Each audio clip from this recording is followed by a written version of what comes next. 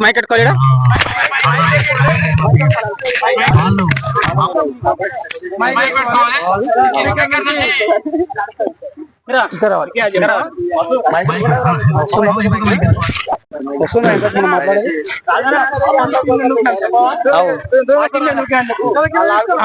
తిరుపతి గారు ఈ విజయం మీకు ఎలా అనిపిస్తుంది? విజయం అద్భుతంగా ఉంది. చాలా రసవత్తరంగా జరిగింది మ్యాచ్. ఓవర్ టెన్షన్ గా లైన్ గా 2 గెలవడం నిన్ననే చెప్పినాం. 2 గెలు అన్నిటికీ అన్ని మ్యాచ్ గెలుస్తామని అదే విధంగా జరుగుతుంది. మా టీమ్ స్పిరిట్ అట్లే ఉంది. అందరం కలిసికట్టుగా మ్యాచ్ గెలవడానికి ప్రయత్నం చేసినాం. తిరుపతి గారు మేము నైట్ నిమ్మకాయలు తిప్పేసినాం కాబట్టి ఓడిపోయే అవకాశం లేదు.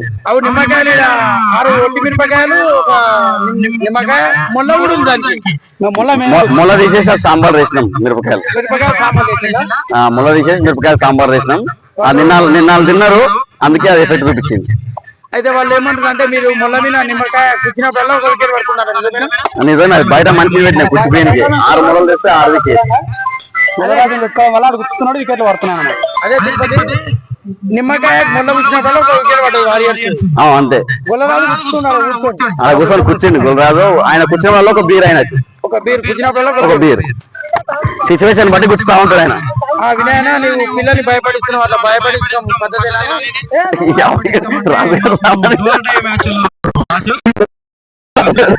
మరింత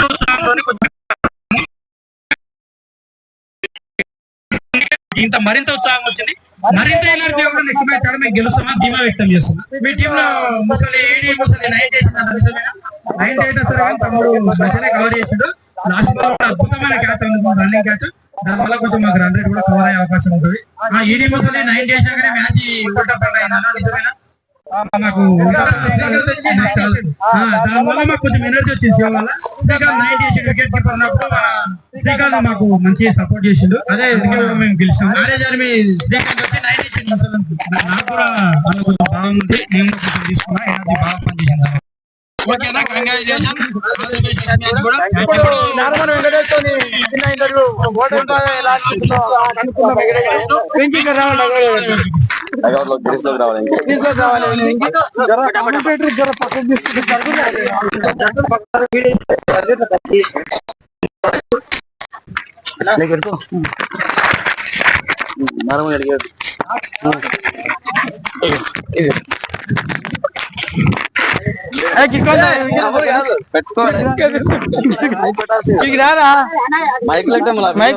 మైక్ పెట్టాలి, క్లారిటీ అంటే వీడి మైక్ ఉండాల్సిందే నీకు.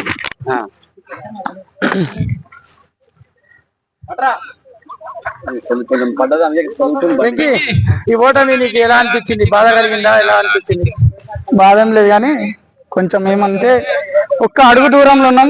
ఆ ఒక్క అడుగు వేసినట్టే మేము ఫైనల్లో ఉంటుంటామని ఒక చిన్న బాధ. ఇంకా అవకాశం ఉంది, ఖచ్చితంగా మేము పోరాడతాం. అడుగు వేయకుండా ఎవరు కాలువాడి గుంజని కాలువాటి గుంజడం ఏం లేదు. మా దాన కొంచెం చిన్న చిన్న తప్పిదాల వల్ల మేము మ్యాచ్ ఓడిపోయినాం. ఈ మ్యాచ్ ఇంత రానికి గల కారణం మీరే ఫస్ట్ రోజు నిమ్మకాయలు తీసి ఆడ మన మొలిగిద నరసింహులు కూర్చున్న దగ్గర నిమ్మకాయలు తిప్పేసారు. ఏమో రాజు తెలియదు, మరి నేను లేకుండా నిమ్మకాయలు తిప్పేసిన. శేఖర్ నీతో కూడా ఇంటర్వ్యూ ఉంది డగౌట్ లో, ఇక్కడ రావాలి. శేఖర్ టంగుతో కూడా ఇంటర్వ్యూ ఉంది. వెంకీ, ఈ ఓటమి నుంచి మళ్ళా నెక్స్ట్ మ్యాచ్ కోలుకోవడానికి ఆల్ ద బెస్ట్ చెప్తున్నాం మేము మా టీం తరఫున. థాంక్యూ రాజు, ధన్యవాదాలు. ఓకే, నీ మైకు టంగుకి ఇది పెట్టుకోవాలి, అది పెట్టుకోవాలి, ఇది కూడా పెట్టుకో. ₹1000 గెలిచిన సుధాకర్ రెడ్డి గారు కూడా ప్రత్యేక ధన్యవాదాలు. సత్యనారాయణ రెడ్డి ఓడిపోయింది, ₹1000 పెట్టి అవి నా జేబున్నాయి పైసలు, ఇంటికి వచ్చి ఇస్తా. ఇప్పుడే ఇంటర్వ్యూ టంగు అయిపోయినాక. టంగు, నువ్వు యూఎస్ వెళ్ళిపోయినావంట. ఇంత తొందరగా ఎలా వచ్చినావు నువ్వు యూఎస్ కి వెళ్ళి? టైంకి ఫ్లైట్ దొరికి తొందరగా వచ్చేసిన. నిన్న నువ్వు ఒక మ్యాచ్ లేవు, మీ టీం కు దెబ్బ పడ్డది. నిన్న ఉంటే మీ టీం ఇంకో మ్యాచ్ గెలుస్తుంది.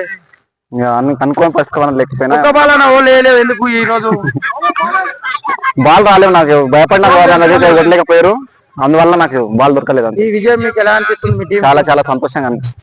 నెక్స్ట్ మ్యాచ్ మీరు గెలుస్తారా గెలవరా? తప్పకుండా గెలుస్తాం, ఛాలెంజ్.